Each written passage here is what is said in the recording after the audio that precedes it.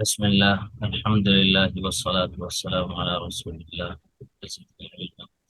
أعوذ بالله من الشيطان الرجيم. بسم الله الرحمن الرحيم. إن أول بيت وضع للناس للذي ببكة مباركا وهدى للعالمين. Ayah number 96. Indeed, the first house set up for the mankind is the one which is at Mecca, blessed and a guidance for the world.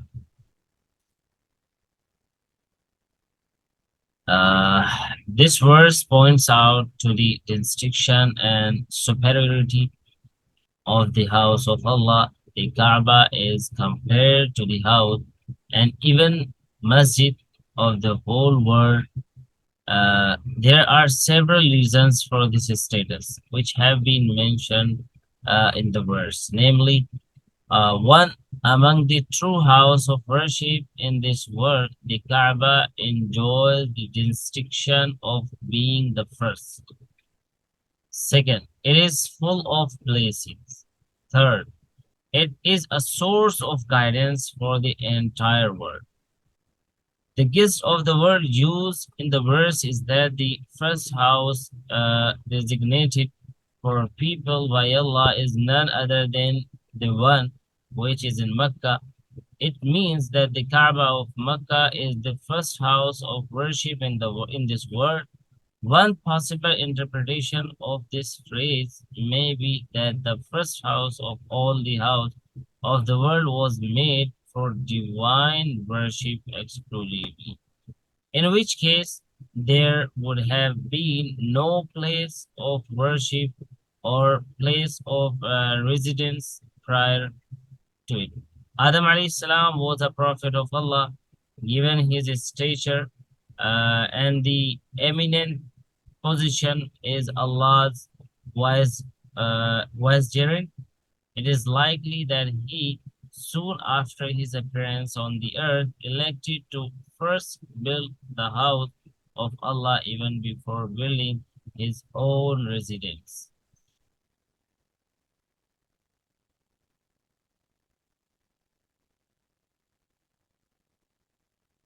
The blessing of the Kaaba. The second merit of Baytullah, the Kaaba, stated here in this verse is that it is blessed. The word Mubarak has been derived from baraka, which means to grow and to sustain. You can look at this growth factor from two angles. Something may grow in a way that it visibly increases in quantity, but the other possible way of growing is that it adds nothing noteworthy to its quantity, yet it turns out to be so useful in so many situations that it would have usually needed much more to do the same job. In that sense, this too could be regarded as growth or increase. The Kaaba is full of blessing outwardly and inwardly. The outward blessing it has are quite obvious in spite of Mecca and its environment being a desert, dry and barren. All sort of fruits and vegetables and items of need are available in all season and all at all time. And you have experienced it well, mashallah. There are uh, so many fruits like and very fresh. If you talk about juice, if you talk about juicy fruits, if you just eat anything, any fruit if you eat, so you find it very tasty. Like rather than the countries have itself. Yeah, that's I right. think I have heard also. I don't know if this is true or not, but I have heard that the top quality of the like fruit and the other thing which is exported to Makkah, uh, Al Mukarrama. So that is the top quality of everything. If we talk I about mean, the eatable things. Maybe for sure when I was there, the foods were very nice. So I don't know, but it was definitely very good quality. That is really very good, and it's like just fresh. You feel Yeah. that it is very fresh.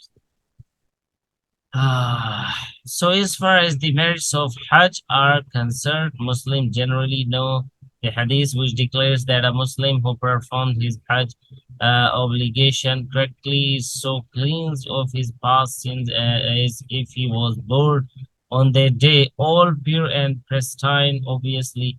All these are spiritual blessings of the Baitullah. These very blessings have been identified by the word هدى towards the end of the verse مباركا وهدى للعالمين فيه آيات بينات مقام إبراهيم ومن دخله كان آمنا ولله على الناس حج البيت من استطاع إليه سبيلا ومن كفر فإن الله غني عن العالمين فيه آيات. In it are signs clear, the standing place of Ibrahim, and whoever enters it is safe and due to Allah, upon the mankind is pilgrimage of the house for one who is able to it. Find a way, and whoever disbelieve, then indeed Allah is free from need of the universe. The distinction of Baitullah. Related in this verse are the instructions and merits of the house of Allah, that is the Kaaba. Firstly, it has many signs of Allah's power, one of them being the station of Ibrahim, Maqam Ibrahim. Hmm. Secondly, one who enters there becomes a recipient of peace and remains protected. He cannot be killed by anybody. Thirdly, it is obligatory on all Muslims around the world that they make the Hajj of the house of Allah, subject to the condition that one has the means and the ability to reach as far as there. The signs of Allah's power. Since the time the foundation of Baitullah were laid out, Allah Almighty has, because of its enormous blessing, provided protection to the people of Mecca against enemy attacks. When Abraha invaded Mecca with his army of elephants, Allah Almighty, in His most perfect power, destroyed them through birds. Those who enter the sacred uh, precincts of Mecca, men and women, even animals, stand protected. This story is told in Surah Al-Fil. ألم تر كيف فعل ربك بأصحاب Allah, الفيل. yes, they feel, yes. The The people, the elephant. people of Mhm. elephant. Yeah. Yeah. The station of Ibrahim. From among the signs associated with the Kaaba, there is the great sign, the Maqam Ibrahim, which has been mentioned separately in its own right. The station of Ibrahim is the name of a stone on which Sayyidina Ibrahim alayhi salam stood while building the edifice of Baitullah, the Kaaba. There are narrations reporting that the stone raised itself along with the rising level of construction and came down automatically when so required. The footprints of Sayyidina Ibrahim alayhi salam are still there on this stone. Obviously, that an inert and unconscious stone is invested with sudden intelligent violation to respond to functional needs and elevate itself or come down, or that it is given the ability to assume the plasticity of wakes and let a perfect print of feet appear on its surface are all signs of the most perfect power of Allah, reflecting the superior merit of Baitullah.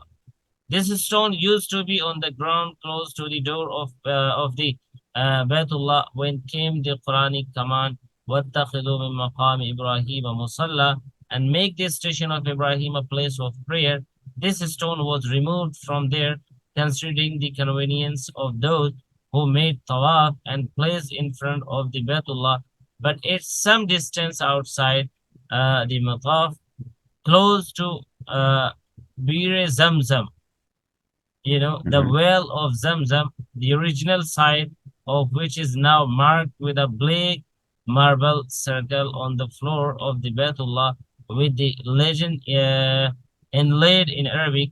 Later, it was secured in a small structure behind which the two, uh, the performed two rakah were offered there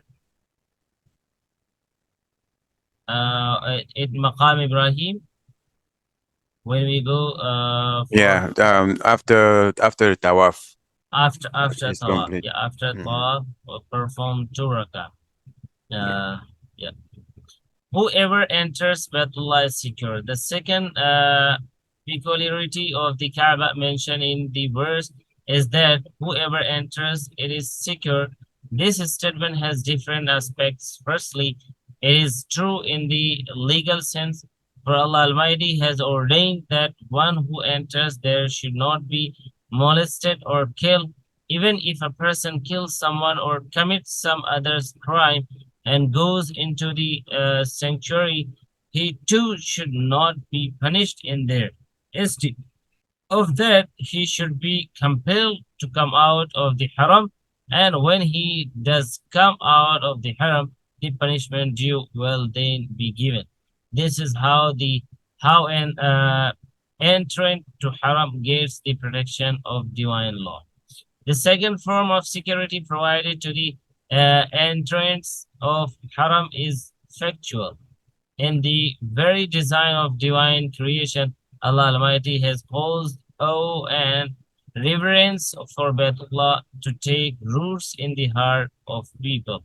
Even the Arab tribes of Jahiliyyah, in spite of all their evil practices, were ready to sacrifice their lives to uphold the honor of Baytullah that they were all too well and warring is well known, yet they held the haram in such esteem that a son whose father was killed would say nothing to the killer and quietly move away from him in spite of his burning rage for revenge.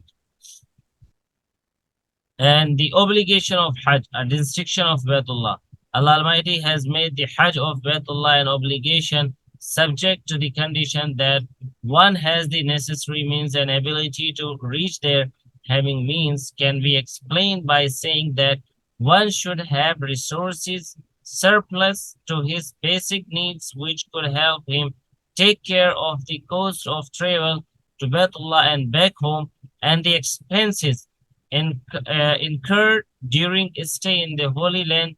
It is also necessary that his means should be good enough to cover the expenses of his family until his return, for this is an standing obligation on him. Then one should not be physically handicapped, being unable to see or use hands and feet. For a handicapped person would not have the ability to go that far and complete the many requirements of the Hajj. As women are not legally permitted to travel without a mahram, marriage with whom is prohibited. Mahram. They would be considered able to embark on their Hajj if they are traveling with a mahram, making his Hajj, whether the mahram is being his own expenses or the woman pays for his expenses as well. Similarly, the route taken to reach the Hajj site should also be secure, since this too is part of the condition of ability. If peaceful conditions do not exist on the Hajj route, and there is an acute danger to life and property, then it would mean an absence of the ability to perform Hajj. وَمَنْ كَفَرَ فَإِنَّ اللَّهَ غَنِيٌّ عَنِ الْعَالَمِينَ. And if one disbelieves, then Allah is independent of all the words.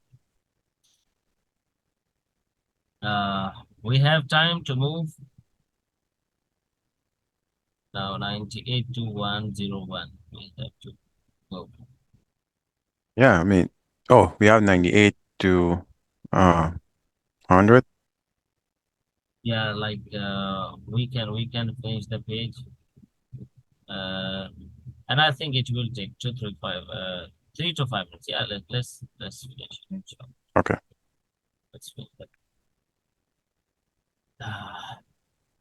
قل يا أهل الكتاب لم تكفرون بآيات الله والله شهيد على ما تعملون قل يا أهل الكتاب لم تصدون عن سبيل الله من آمن تبغونها عوجا وأنتم شهداء وما الله بغافل عما تعملون يا أيها الذين آمنوا إن تطيعوا فريقا من الذين أوتوا الكتاب يردوكم بعد إيمانكم كافرين.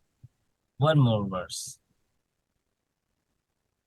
وكيف تكفرون وأنتم تتلى عليكم آيات الله وفيكم رسوله ومن يعتصم بالله فقد هدي إلى صراط مستقيم. قل يا أهل الكتاب, say, O people of the book, why do you disbelieve in the verse of Allah while Allah is a witness over what you do? Say, O people of the book, why do you hinder from the way of Allah those who believe, seeking to make it seem crooked, while you are witness, and Allah is not unaware of what you do? O you who believed, if you obey a group from those who were given the book, they will turn you back after your belief as disbelievers. One verse more.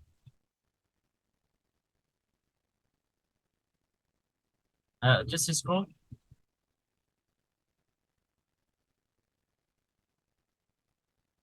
Yes. And how could you disbelieve while you is recited upon the verse of Allah, and among you is his messenger, and whoever holds firmly to Allah, then surely he is guided to a straight path. In these verses, Allah says, like several verses earlier, the text was dealing with the people of the book, their false belief and their doubts. Then appeared the mention of Baitullah and Hajj. Now, once again, the people of the book are the addresses. These verses relate to a particular event. There was a Jew, Shammas ibn Qais, who harbored a chronic malice against Muslims once when he saw two Ansar tribes, Aus and Khazraj, gathered together uh, amiably at one place. His malevolence got the better of him, and he went about looking for ways to sow seeds of discord between them. Finally, he set up a man, suggesting to him that these two tribes have fought a much long-drawn war in pre-Islam days, and both parties had recited poetical compositions highlighting their tribal pride. So why not recite these self-congratulating uh, poetical, yeah, congratulating poetical compositions while both side together? The moment these poems were recited, their emotions rose high. There were charges and counter charges to the limit that the place and time of a fresh war was all set. When the Holy Prophet ﷺ heard about this, he came to them and said, "What is all this? Here I am present amidst you, and you are doing this after having become Muslim and after having become united and friendly with each other. This is sheer ignorance. Do you want, in this state of yours, to revert to kufr?" They took the warning to their heart. They knew this was a slip caused by Shaitan. They embraced each other, wept, and repent. The verses were revealed in the background of this event. This event appears in Ruhul Ma'ani, is narrated Ibn Ishaq while there are others who narrate it from Zayd ibn Aslam. This subject continues through several verses after this. Here, this verse begin with an admonition to people of the book who had engineered this intrigue, and this admonition has been done with great eloquence when before admonishing them for what they did. So they were taken to task for their disbelief as well, which meant that it would have made better sense if they themselves had taken to the right path and became Muslim. وَمَن يَعْتَصِم بِاللَّهِ. The expression وَمَن يَعْتَصِم بِاللَّهِ translated is, and whoever holds on to Allah means one who stays firm in and totally committed to his iman or faith. For i'tisam, the word ya'tasim is derived from i'tisam, and the act of holding on to Allah firmly denotes that one should affirm his being and his attributes, be staunchly faithful to what he has ordained, and in the process be sure not to be lured into supporting the position of any adversary, whoever that may be. One who acts in this manner is surely guided to the straight path. It means that such a person is on the straight path, and being on the straight path is the key to all that is good and beneficial, which the word of Allah promises to him. So now, inshallah ta'ala, from the next class, we will do from here. Ya ayyuhalladhina amanu taqullaha haqqa tuqatih. Okay, now you have to translate the verses. أعوذ بالله من الشيطان الرجيم بسم الله الرحمن الرحيم. Indeed, the first house set up for mankind is at Bakka, that is Makkah, blessed and a guidance for the worlds. In it are clear signs, standing place of Ibrahim, and whoever enters it is safe. And pilgrimage to the house is a duty that mankind owes to Allah for those who are able to find the means. And whoever disbelieves, then indeed Allah is free from the need of the universe. Say, O people of the book, why do you disbelieve in the verses of Allah? Why Allah is a witness over what you do? Say, O people of the book, why do you hinder those who believe from the way of Allah, seeking to make it seem crooked, while you are witnesses to the truth, and Allah is not unaware of what you do? O you who believe, if you obey a group from those who are given the book, they will turn you back after your belief to disbelievers. And how could you disbelieve while it's you to whom the verses of Allah are being recited, and among you is his messenger? And whoever holds firmly to Allah, then surely he is guided to a straight path. Alhamdulillah.